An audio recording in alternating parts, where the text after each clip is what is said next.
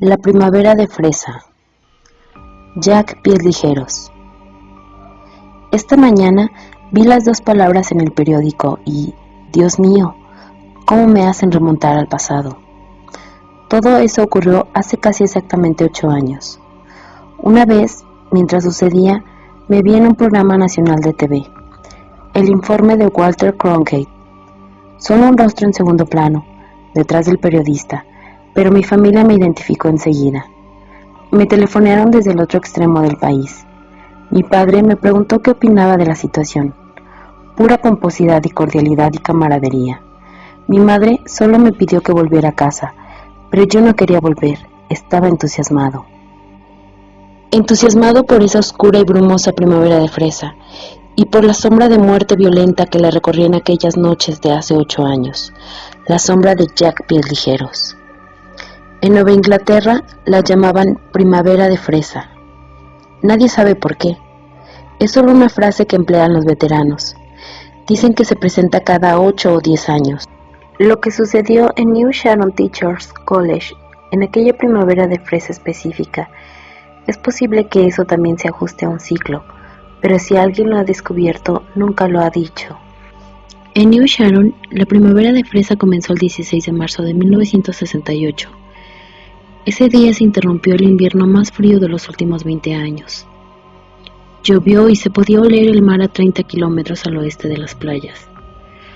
La nieve, que en algunos lugares alcanzaba casi 1 metro de profundidad, empezó a derretirse y los senderos del campus se llenaron de lodo. Los muñecos de nieve de la feria de invierno, que se habían mantenido nítidos y estilizados durante 2 meses gracias a las temperaturas bajo cero, por fin empezaron a ablandarse y encorvarse. La caricatura de Lyndon Johnson, que se alzaba frente a la fraternidad TEP, lloró lágrimas derretidas. La paloma esculpida frente a Brashner Hall perdió sus plumas heladas y en algunos lugares dejaba entrever penosamente su esqueleto de madera. Y junto con la noche llegaba la bruma, que se deslizaba, callada y blanca, por las angostas avenidas y arterias de la universidad. Los pinos del paseo asomaban entre ella como dedos y flotaban, lerda como el humo de un cigarrillo bajo el puentecito contiguo a los cañones de la guerra civil. Hacía que las cosas parecieran desquiciadas, extravagantes, mágicas. El viajero inadvertido salía de la confusión brillantemente iluminada del grinder, donde retumbaba la música del tocadiscos automático, y esperaba zambullirse en el crudo brillo de las estrellas invernales. Pero en cambio se encontraba sumergido en un mundo silencioso y embosado de blanca niebla movediza, y solo oía sus propias pisadas y el quedo goteo del agua de los viejos canalones. Uno casi esperaba ver pasar un duende a la carretera, o descubrir, al volverse, que el grinder había desaparecido, se había esfumado, y que lo había reemplazado un brumoso panorama de brezales y tejos, y quizás un círculo druida o una rutilante ronda de hadas. Ese año, el tocadiscos automático tocaba Love is Blue, tocaba Hey Jude una y otra vez, tocaba Scarborough Fair. Y esa noche, a las 11:10, un alumno de primer año llamado John Dancy, que se encaminaba hacia su residencia, empezó a gritar en la niebla y dejó caer sus libros sobre y entre las piernas abiertas de la chica muerta, que yacía en el ángulo sombrío del aparcamiento de ciencias zoológicas, con un tajo que le cercenaba el cuello de oreja a oreja, pero con los ojos abiertos y casi centelleantes, como si ella acabara de hacer el chiste más gracioso de su vida. Y Dancy gritó y gritó y gritó. El día siguiente amaneció encapotado y lúgubre, y concurrimos a clase repitiendo una avalancha de preguntas ansiosas. ¿Quién? ¿Por qué? ¿Cuándo crees que lo atraparán? Y siempre la misma pregunta final, emocionada. ¿La conocías? ¿La conocías? Sí, seguía un curso de arte con ella. Sí, uno de los amigos de mi compañero de habitación salió con ella el año pasado. Sí, una vez me pidió fuego en el grinder. Estaba en la mesa vecina. Sí, yo... Sí, sí, oh sí, yo... Todos la conocíamos. Se llamaba Gail Sherman, pronunciado Kerman, y estudiaba arte. Usaba gafas de armazón metálica, como las de una abuelita, y tenía un lindo cuerpo. Todos la querían, pero sus compañeras de habitación la odiaban. Nunca salía mucho, aunque era una de las chicas más promiscuas del campus. Era fea, pero atractiva. Se trataba de una chica vivaz que hablaba poco y casi nunca sonreía. Estaba embarazada y tenía leucemia. Era lesbiana y la había asesinado el chico con el que estaba aliada. Era una primavera de fresa, y el 17 de marzo por la mañana todos conocimos a Gail Kerman. Media docena de coches patrulla de la policía del estado entraron lentamente en el campus, y la mayoría de ellos aparcaron frente al Judith Franklin Hall, donde había vivido la muchacha. Cuando pasé por allí, rumbo a la clase de las 10, me pidieron que mostrara mi carnet de estudiante. Fui astuto, exhibí aquel en el que no aparezco con colmillos de fiera. ¿Lleva un cuchillo encima?, me preguntó el policía inteligentemente. ¿Se trata de Gail Kerman?, inquirí, después de haber explicado que lo más letal que llevaba encima era mi llavero con la pata de conejo. ¿Por qué lo pregunta?, quiso saber. Llegué a clase con 5 minutos de retraso. Era la primavera de fresa, y esa noche nadie caminó solo por el campus, mitad académico, mitad fantástico. De nuevo flotaba la bruma impregnada de olor a mar, silenciosa y espesa. Aproximadamente a las 9, interrumpió en el cuarto mi compañero de habitación. Yo estaba allí desde las 7, devanándome los sesos con el ensayo sobre Milton. «¡Lo han cogido!», exclamó. «Lo he oído en el Grinder». «¿Quién te lo ha dicho?» «No lo sé, un tipo. La mató su amigo, se llama Carl Amalara». Me arrellané en la silla, alivianado y desilusionado. Con semejante nombre tenía que ser verdad. Un crimen pasional, letal y sórdido. «Está bien», asentí, «me alegro».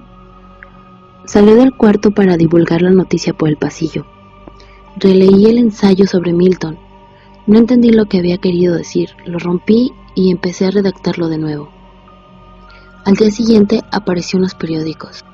Estos reproducían una foto incongruentemente nítida de Amalara, quizá la de su graduación de la escuela secundaria, y la imagen era la de un chico de talante un poco triste, de cutis de color oliváceo, ojos oscuros y marcas de viruela en la nariz. El muchacho aún no había confesado, pero las pruebas eran contundentes. Él y Gail Kerman habían discutido mucho durante el último mes y habían roto sus relaciones la semana anterior. El compañero de habitación de Amalara dijo que lo había visto abatido en un cofre que había bajo su cama. La policía encontró un cuchillo con una hoja de 18 centímetros y una foto de la chica que aparentemente había sido cortada con unas cizañas. Junto a la foto de Amalara se reproducía otra de Gail Kerman, en la que aparecían un perro borroso, un flamenco de jardín despeluchado y una rubia bastante vulgar con gafas. Una sonrisa nerviosa le había levantado las comisuras de los labios y tenía los ojos estrábicos. Una de sus manos descansaba sobre la cabeza del perro, de modo que era verdad, tenía que ser verdad. Esa noche volvió la niebla, que se desplegó con insolente sigilo. Yo salí a caminar, me dolía la cabeza y caminé para respirar, inhalando el aroma húmedo y brumoso de la primavera, que barría lentamente la nieve que se resistía a desaparecer, dejando al descubierto manchones muertos de la hierba del año pasado, parecidos a la cabeza de una vieja abuela suspirando. Esa fue para mí una de las noches más bellas que recuerdo. Las personas con las que me cruzaba bajo los faroles aureolados eran sombras susurrantes y todas parecían estar enamoradas y caminar cogiéndose de las manos y los ojos. La nieve derretida goteaba y corría, y de todas las bocas de alcantarillas brotaba el rumor del mar, de un oscuro mar invernal que ahora refluía vigorosamente. Estuve caminando casi hasta la medianoche, hasta que me empapó el rocío, y me crucé con muchas sombras. Oí muchas pisadas que repicaban como en sueños por los senderos sinuosos. ¿Quién podría decir que una de esas sombras no pertenecía al hombre, o el ente que se hizo famoso con el apodo de Jack Pies Ligeros? Yo no, porque me crucé con muchas sombras, pero en medio de la niebla no vi ninguna cara. A la mañana siguiente me despertó el clamor que venía del pasillo. Salí con paso inseguro para preguntar a quién le había llegado la cédula de reclutamiento, mientras me alisaba el cabello con ambas manos y ahuyentaba la oruga peluda que había reemplazado taimadamente a la lengua sobre mi paladar seco. «Volvió a suceder», me dijo alguien, pálido por la excitación. «Tuvieron que soltarlo». «¿A quién?» «A Amalara», exclamó algún otro alegremente. Estaba sentado en su celda cuando ocurrió. «¿Cuándo ocurrió qué?», pregunté pacientemente.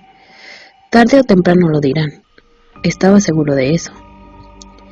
«El tipo mató a otra chica anoche y ahora le están buscando por todas partes». «¿Qué buscan?» El rostro pálido volvió a fluctuarse frente a mí. Su cabeza. El que la mató se llevó la cabeza consigo. En la actualidad, New Sharon no es una universidad grande, y entonces era aún más pequeña, una de esas instituciones que los agentes de relaciones públicas se complacen en llamar universidades comunitarias, y parecía realmente una minúscula comunidad, por lo menos en aquellos tiempos. Uno y sus amigos conocía por lo menos de vista a todos los demás y sus amigos. Gail Kerman era una de las chicas a las que saludabas con una inclinación de cabeza, mientras pensabas que la habías visto en alguna parte. Todos conocíamos a Anne Bryan. El año anterior había sido la primera animadora en la fiesta de Miss Nueva Inglaterra, y su talento consistía en hacer girar por el aire un bastón encendido al son de «Hey, look me over». También tenía talento. Hasta el momento de su muerte había sido directora del periódico universitario, un pasquín semanal con muchas caricaturas políticas y cartas ampulosas. Miembro de la Sociedad Estudiantil de Arte Dramático y presidente de la sección local de la Fraternidad Femenina de Servicios Nacionales. Empujado por los vehementes arrebatos de mi temprana juventud, había propuesto escribir una columna para el periódico y le habían pedido una cita a ella, en ambos casos sin éxito. Y ahora estaba muerta, peor que muerta. Fui a mis clases vespertinas como todo el mundo, saludando a las personas que conocía y diciendo hola con un poco más de fervor que de costumbre, como si esto pudiera justificar la atención con que estudiaba los rostros, la misma atención con que los demás estudiaban el mío. Entre nosotros había alguien siniestro, tan siniestro como los senderos que zigzagueaban por el paso, o se enroscaban entre los robles centenarios en el cuadrilátero de detrás del gimnasio. Nos mirábamos los unos a los otros en el intento de descifrar las tinieblas que se ocultaban detrás de cada semblante. Esta vez la policía no arrestó a nadie. Los coches azules patrullaron el campus incesantemente en las caliginosas noches primaverales del 18, el 19 y el 20, y los focos escudriñaban los rincones y recovecos oscuros con errática avidez. La administración impuso un toque de queda obligatorio a las 9. Una temeraria pareja que se estaba magreando entre los bien cuidados arbustos que se extendían al norte de Tate Alumni Building fue conducida a la comisaría de New Sharon, donde la interrogaron despiadadamente durante 3 horas. El día 20 hubo una falsa alarma histérica cuando un chico apareció desvanecido en el mismo aparcamiento donde habían encontrado el cuerpo de Gail Kerman. Un balbuceante policía del campus lo cargó en el asiento posterior de su coche patrulla y le cubrió la cara con un mapa del condado, sin molestarse en tomarle el pulso, y enfiló hacia el hospital local, haciendo ulular la sirena a través del campus desierto con la estridencia de un seminario de almas en pena. A mitad del trayecto, el cadáver del asiento posterior se incorporó y preguntó con voz cavernosa: ¿Dónde diablos estoy? El policía lanzó un alarido y tras detener el automóvil echó a correr por la carretera. El muerto resultó ser el estudiante llamado Donald Morris, que había pasado los últimos 2 días en cama con una fuerte gripe. Aquel año era asiática, no lo recuerdo. Sea como fuere, se desmayó en el aparcamiento cuando se encaminaba hacia el grinder para comer un plato de sopa y unas tostadas. Los días siguieron siendo calurosos, con el cielo encapotado. La gente se congregaba en pequeños grupos que se disolvían y se recomponían con asombrosa rapidez. Si mirabas las mismas caras durante mucho tiempo, empezabas a concebir ideas raras acerca de alguna de ellas. Y pronto, los rumores comenzaron a circular de un extremo a otro del campus a la velocidad de la luz. Habían oído que un simpático profesor de historia reía y lloraba alternadamente junto al puentecito. Gail Kerman había escrito con su propia sangre un críptico mensaje de 2 palabras sobre el asfalto del aparcamiento de ciencias zoológicas. Ambos asesinatos habían sido en realidad crímenes políticos, rituales, perpetrados por una fracción de la Sociedad de Estudiantes Democráticos, como protesta contra la guerra. Esto era realmente absurdo. La SED de New Sharon contaba con 7 miembros. Si se hubiera escindido una fracción importante, la organización habría desaparecido simplemente. Este detalle avivó aún más la imaginación de los sectores reaccionarios del campus, agitadores externos. De modo que durante esos extraños días de calor todos estuvimos alertas para descubrirlos. La prensa, siempre veleidosa, hizo caso omiso de la marcada semejanza que existía entre nuestro asesino y Jack el Destripador, y se remontó aún más lejos, hasta 1819. A Anne Bray la habían encontrado en un terreno lodoso a unos 4 metros de la acera más próxima, y sin embargo no había ninguna pisada, ni siquiera las de ella. Un fantasioso periodista de New Hampshire, apasionado por lo arcano, bautizó al asesino con el apodo de Jack Pies Ligeros, en homenaje al infame Dr. John Hopkins de Bristol, que había matado a 5 de sus esposas con extraños ingredientes farmacéuticos, y el nombre perduró, probablemente en razón de aquel terreno fangoso pero desprovisto de huellas. El 21 volvió a llover, y el paseo y el cuadrilátero se convirtieron en ciénegas.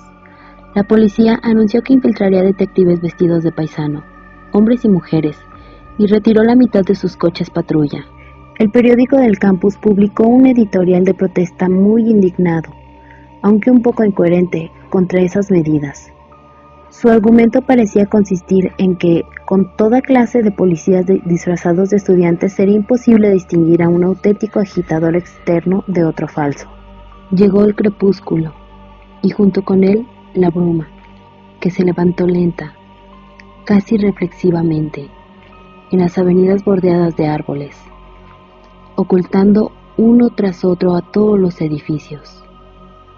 Era tenue e insustancial, pero al mismo tiempo implacable y amenazadora. Nadie parecía dudar de que Jack Pies Ligeros era un hombre, pero la bruma era su cómplice y era de sexo femenino, o por lo menos eso me parecía. Era como si nuestra pequeña universidad estuviera atrapada entre uno y la otra, estrujada por un abrazo de amantes locos, comprometida en una boda que se había consumado con sangre. Me quedé fumando y mirando cómo las luces se encendían en la creciente oscuridad, y me pregunté si todo había terminado. Mi compañero de habitación entró y cerró la puerta quedamente a sus espaldas. Pronto comenzará a nevar, anunció. Me volví y lo miré. ¿Lo han dicho por la radio? No, respondió. ¿Quién necesita un meteorólogo? ¿Nunca has oído hablar de la primavera de fresa? Quizás sí, asentí. Hace mucho tiempo. Es un tema de conversación de las abuelas, ¿verdad? Se detuvo junto a mí, mirando la noche cada vez más oscura. La primavera de fresa es como el veranillo de San Martín, explicó, pero mucho más esporádica. En esta comarca, un buen veranillo de San Martín cada 2 o 3 años. Pero un cambio de temperatura como el que está ocurriendo ahora solo se produce cada 8 o 10. Es una falsa primavera, una primavera engañosa, así como el veranillo de San Martín es un falso verano. Mi propia abuela acostumbraba a decir que la primavera de fresa significaba que aún no ha pasado la peor borrasca, y que cuanto más dura, tanto más fuerte es la tempestad. Son leyendas, comenté. No creo una palabra. Lo miré. Pero estoy nervioso. ¿Y tú? Sonrió con expresión benévola y sacó uno de mis cigarrillos del paquete que descansaba sobre el antepecho de la ventana. Sospecho de todos, menos de mí y de ti, dijo. Y después su sonrisa se diluyó un poco. Y a veces dudo de ti. ¿Quieres que vayamos a la sala de juegos a jugar una partida de billar? La semana próxima tengo un preliminar de trigonometría. Me quedaré aquí con un rotulador y un montón de notas. Ya hacía un largo rato que se había ido y yo solo atinaba a mirar por la ventana. Incluso después de abrir el libro y de enfrascarme en el tema, una parte de mi ser continuaba afuera, caminando por las sombras, donde ahora imperaba algo tenebroso. Esa noche fue asesinada Adele Parkins. 6 coches patrulla y 17 detectives con aspecto de estudiantes universitarios, incluidos 8 mujeres que habían llegado desde Boston, vigilaban el campus. Pero Jack Pies Ligeros la mató de todos modos, eligiendo certeramente a una de las nuestras. La falsa primavera engañosa lo ayudó y lo instigó. La asesinó y la dejó apuntalada por el volante de su Dodge 1964, donde la encontraron a la mañana siguiente, y una parte de ella apareció en el asiento posterior y otra parte apareció en el maletero. Y sobre el parabrisas había 2 palabras escritas con sangre. Ja, ja. Esta vez fue un hecho real, no un rumor. A partir de entonces el campus enloqueció un poco. Todos habíamos conocido a Adele Parkins, y nadie la había conocido. Era una de esas mujeres anónimas, ajetreadas, que se deslomaban trabajando en el grinder, de 6 a 11 de la noche, enfrentándose con hordas de estudiantes ávidos de hamburguesas que interrumpían brevemente sus estudios en la biblioteca de enfrente. Esas 3 últimas noches jaliginosas de su vida debió de pasarlas bastante descansada. Todos respetaban estrictamente el toque de queda y después de las 9 de la noche los únicos clientes del grinder eran los polis hambrientos y los bedeles felices, cuyo mal humor habitual se había temperado considerablemente ahora que los edificios estaban vacíos. Es poco lo que me queda por contar. La policía, tan proclive a la histeria como cualquier ser humano que se siente acorralado, arrestó a un inocuo homosexual llamado Hanson Gray, estudiante graduado de sociología, quien arguyó que no podía recordar dónde había pasado varias de las noches letales.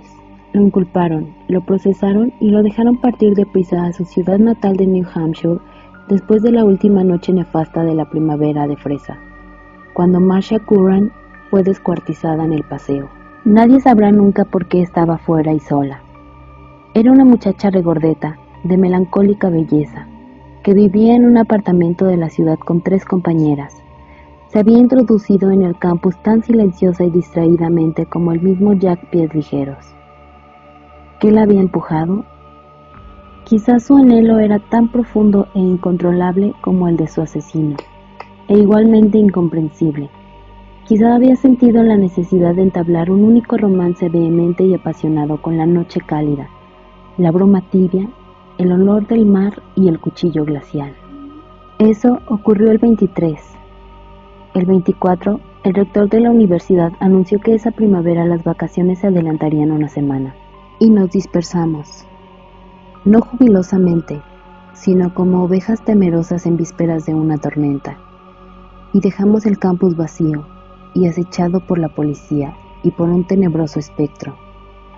Yo tenía mi propio coche en el campus y llevé conmigo a 6 personas hasta el otro extremo del estado, con su equipaje caóticamente comprimido. No fue un viaje agradable. Nadie estaba seguro de que Jack Pies Ligeros no se hallaba en el coche con nosotros. Esa noche, el termómetro bajó 15 grados y todo el norte de Nueva Inglaterra fue azotado por un cierzo ululante que empezó con escarcha y terminó con 30 centímetros de nieve. Hubo tantos viejos inservibles como siempre que sufrieron ataques cardíacos mientras la despejaban con sus palas. Y entonces, como por arte de magia, llegó abril. Limpios chaparrones y noches estrelladas. La llaman primavera de fresa, Dios sabe por qué. Y es un periodo nefasto, engañoso, que solo tiene lugar una vez cada 8 o 10 años. Jack Pies Ligeros partió junto con la bruma, y a comienzos de junio las conversaciones del campus se habían desviado hacia una serie de protestas contra el reclutamiento militar y hacia una sentada en el edificio donde un conocido fabricante de napalm seleccionaba a su personal. En junio, casi todos evitaban abordar el tema de Jack Pies Ligeros, por lo menos en voz alta. Sospecho que habíamos muchos que le daban vueltas y vueltas en privado, buscando la única fisura del huevo compacto de la demencia, la única fisura que permitiría encontrar una explicación racional. Ese fue el año en el que me gradué, y el siguiente fue el año en el que me casé. Conseguí un buen empleo en una empresa editorial local. En 1971 tuvimos un hijo que ya casi ha alcanzado la edad escolar, un niño simpático y curioso, con mis ojos y la boca de mi esposa. Por fin, el periódico de hoy. Claro que sabía que estaba allí. Lo supe ayer por la mañana cuando me levanté y oí el murmullo misterioso de la nieve derretida que corría por los canalones. Y olí el aroma del mar desde nuestro porche, situado a 14 kilómetros de la playa más próxima. Anoche me di cuenta de que había vuelto a la primavera de fresa cuando salí del trabajo, y emprendí el regreso a casa, y tuve que encender los faros para penetrar la bruma, que ya había empezado a desprenderse de los campos y los huecos, desdibujando los edificios y circundando los faroles con sus aureolas mágicas. El periódico de esta mañana dice que han asesinado a una chica en el campus de New Sharon, cerca de los cañones de la guerra civil. La asesinaron anoche y la encontraron en un montículo de nieve derretida. No estaba toda allí. Mi esposa está alterada. Quiere saber dónde estuve anoche. No puedo decírselo, porque no lo recuerdo. Recuerdo que salí del trabajo y emprendí el regreso a casa, y recuerdo que encendí los faroles para encontrar el rumbo entre la maravillosa niebla incipiente, pero eso es lo único que recuerdo. He estado pensando en aquella noche brumosa en la que me dolía la cabeza y salí a respirar y me crucé con todas las bellas sombras sin rostro ni sustancias. Y he estado pensando en el maletero de mi coche, preguntándome por qué demonios tengo miedo de abrirlo. Mientras escribo estas líneas, oigo que mi esposa llora en la habitación vecina. Sospecha que anoche estuve con otra mujer. Ay, Dios mío, yo sospecho lo mismo.